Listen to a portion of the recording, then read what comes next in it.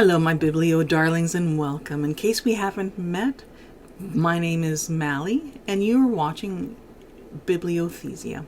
And the story that we're going to be reading today is called Two Ducks and a Turtle, and it's a really cute little story. Oh, pardon me. Now, before we start, let's remind our bodies that it's safe right here and right now. And how do we do that, you might ask? We're going to do that through a deep breathing exercise and by my telling you jokes. And the whole purpose of joke telling is you hear a joke, you laugh, and then your body relaxes. So with that, let's start a deep breathing exercise. And it's called a 4-4-8 deep breathing exercise. We're going to pretend we have a balloon inside our tummy. We're going to make that balloon bigger for 4 counts. Then we're going to hold the breath for 4 counts. Then we're going to blow out breath like we're blowing out birthday candles for 8. So ready? Let's get some air in that pretend balloon. And inhale deeply for 1, 2, 3, 4. And now hold the breath for And now exhale out for 8.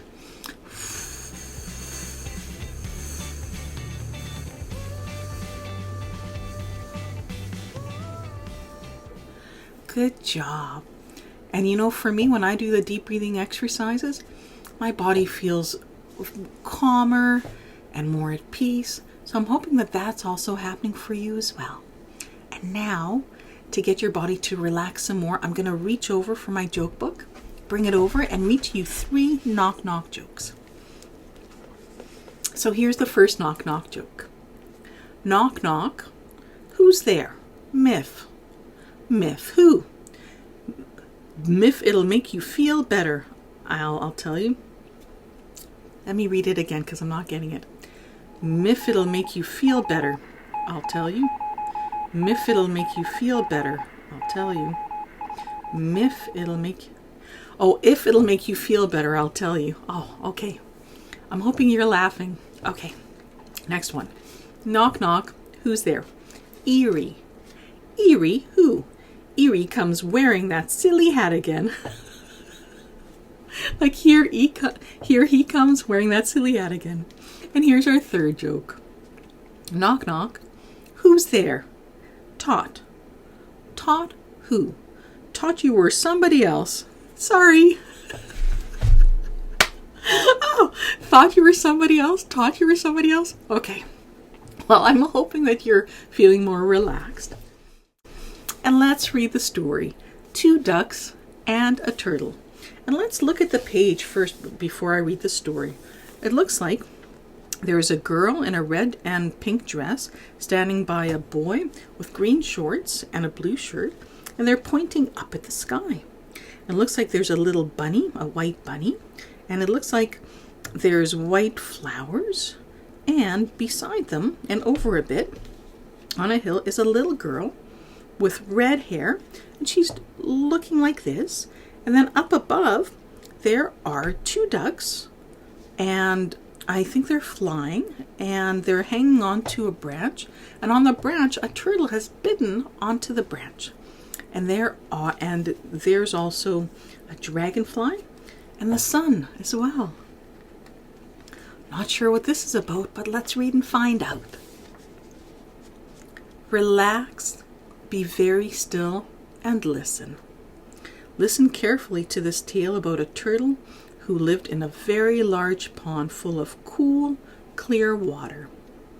That is, until something very strange happened. What could it be? Let's see if we can find out. Now, this turtle lived a long, long time ago in a faraway land that was very hot. For many years he was quite content swimming lazily around the large pond, or basking in the sun on top of one of the big rubbery green lily pads that covered its surface. Sometimes he would snap at a passing dragonfly or try to catch a fat, juicy water beetle to eat. All in all, life was good for the turtle until one summer, one scorching hot and very dry summer.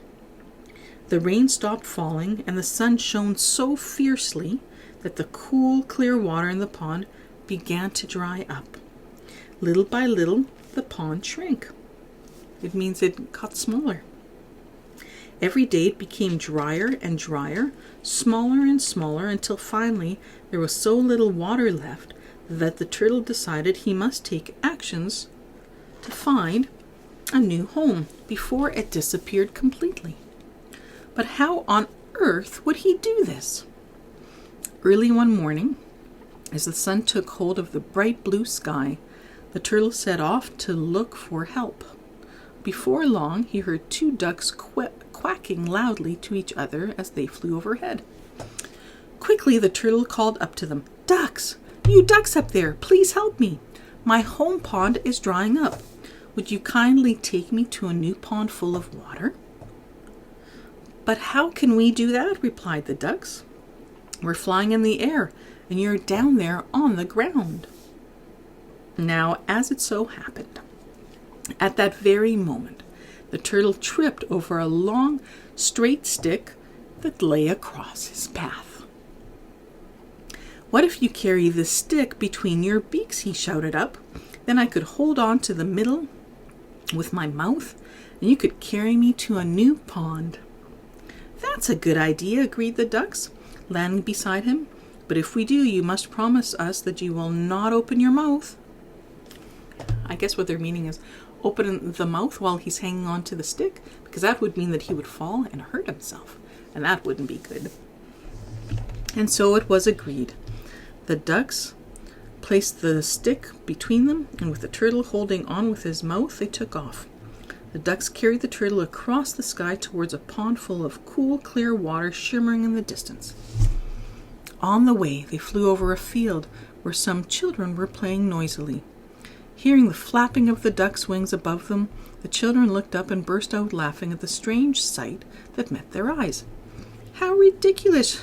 shouted the boy. "Two ducks carrying a turtle on a stick. Doesn't he look silly?"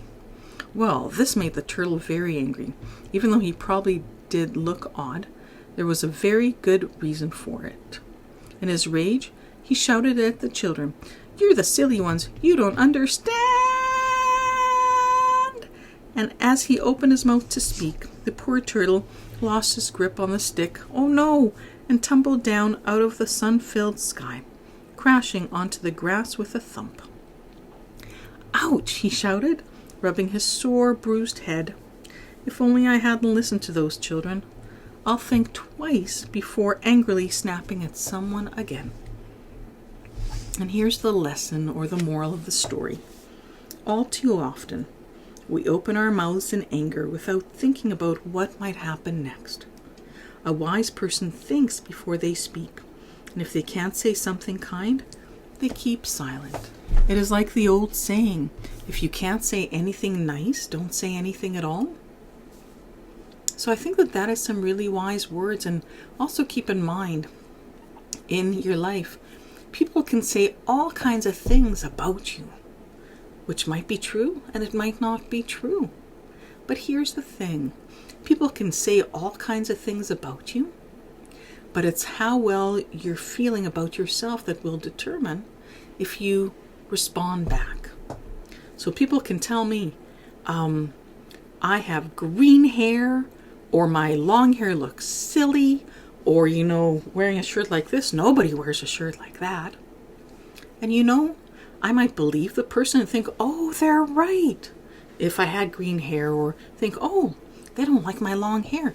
Maybe I should cut it. Or they don't like the shirt. Maybe I should change it. But here's the deal. Here's my truth. I'm comfortable with right now having long hair. And because of that, I will keep it long. But if ever I want to cut my hair, it'll be because it's time that I want to change. Not because someone said, ooh, I don't like you with long hair. Or if I change the shirt, which of course I will, it's not because someone said, ooh, I don't like that, take it off. It's like, no, I really like it and I feel really good in it. So here are some key lessons that you need to feel really calm and centered in yourself, so what other people say to you won't matter. Ultimately, it's what you think about yourself as a person that matters the most. And that's why I keep on encouraging us to do the deep breathing exercises and feeling more relaxed. So with that, that's a great reminder. Let's do the deep breathing exercise. Remember how to do it? Well, pretend you have a pretend balloon inside your tummy, and let's make it bigger for 4 counts. So when you're ready, inhale deeply for 1, 2, 3, 4. And now hold the breath for And now exhale out for 8 like you're blowing out birthday candles.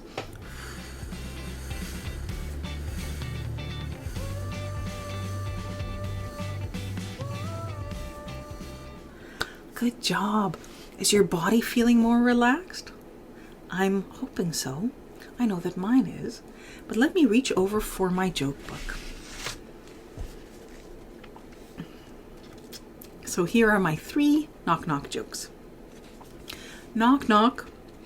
Who's there? Kimmy. Kimmy who? Kimmy some carrots, please. I have to feed my rabbit. Oh, like give me carrots, please? That's cute. And here's the next knock-knock joke. Knock, knock. Who's there? Fuzzy. Fuzzy who? Fuzzy, longest time I have loved you. Aw, for the longest time. That's cute. And here's a third one. Knock, knock. Who's there? Knock. Knock who? No, it's knock who. It's knock, knock. Oh, with that, it's been wonderful spending time together. And we got to do some deep breathing exercises and heard some jokes and heard a story. So I'm hoping that you're watching this show with your mom or your dad or your caregiver or your aunts or uncles or sisters or brothers or cousins or your principal or your teacher or the students in your class. And I'm hoping that you have a really beautiful rest of your day. And if you're an adult watching, click on subscribe. Click on the notification bell so you can hear more of these stories when they come out. Well, it's been wonderful spending time with you. And until next time, bye.